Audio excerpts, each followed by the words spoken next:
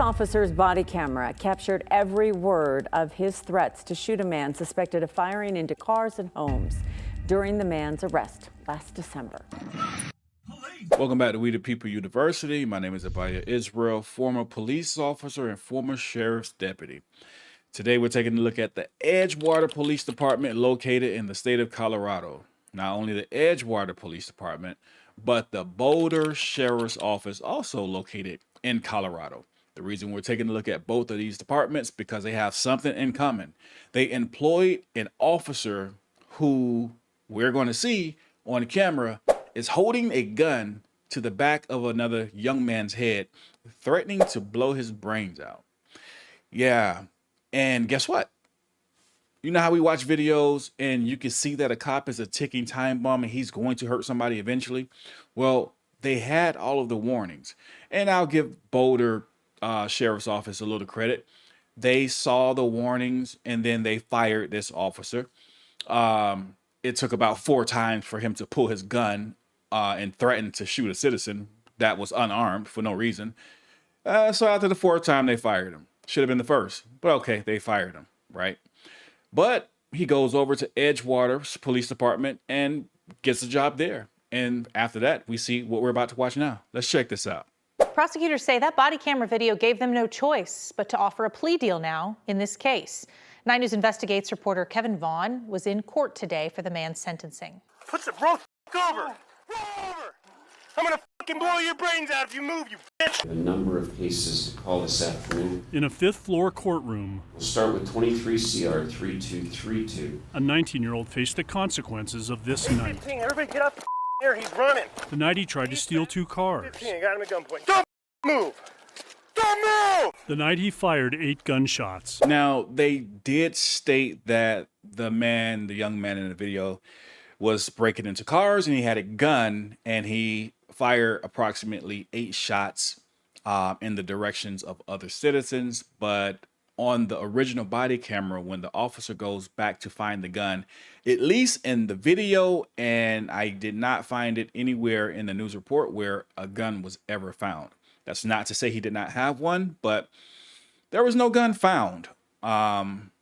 Let's keep watching. It's only by the grace of God that no one was killed or injured. This video is a big part of the reason why prosecutors okayed a plea deal. I will shoot you, man! Don't move! Don't move! Don't move! Crossfire, watch the crossfire.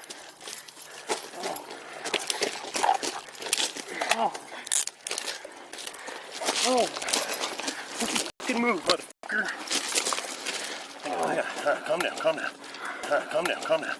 So as we see, this guy is amped up. And just wait until you hear why he believes it's okay for him to be this amped and willing to shoot so easily. Let's keep watching.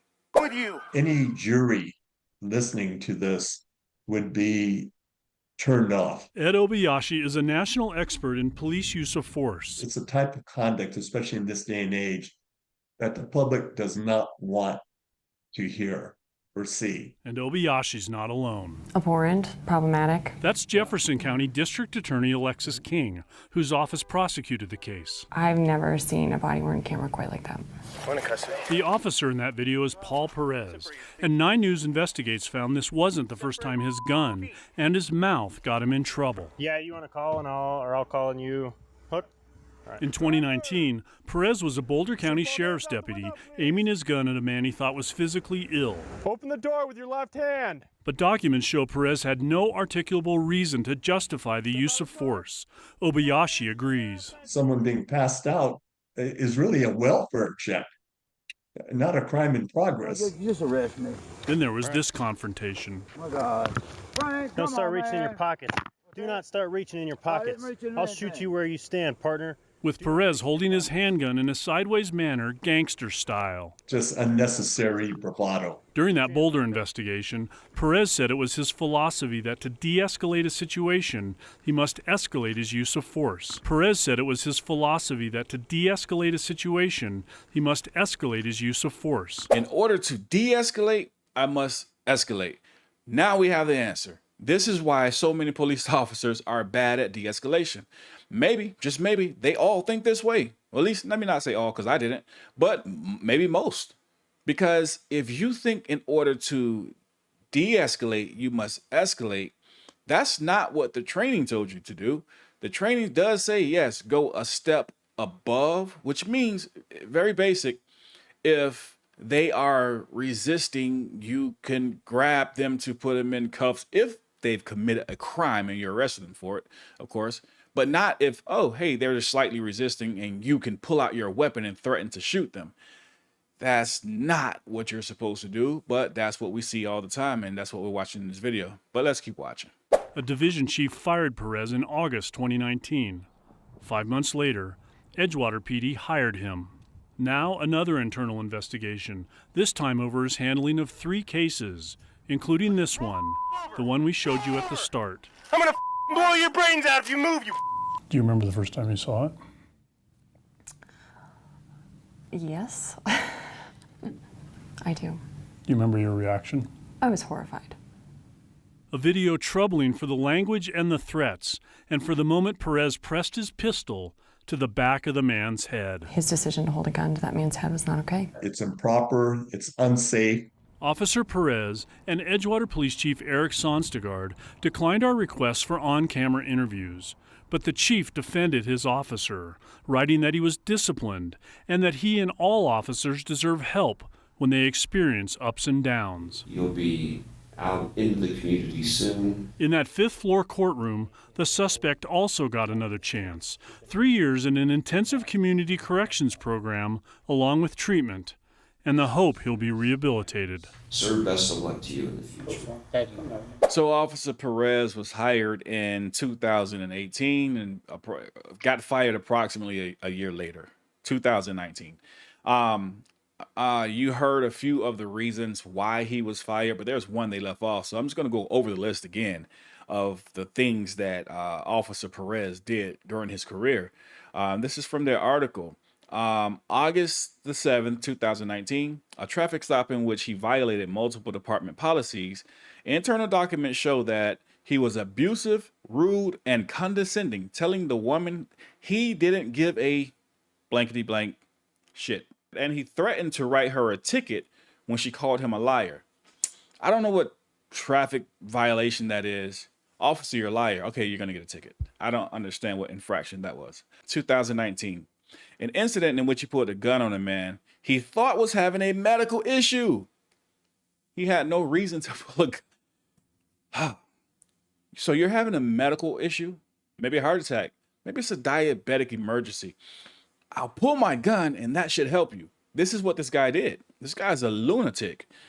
Also in August of 2019, he had an incident in which he stopped an obviously intoxicated man and pulled a gun on him as well.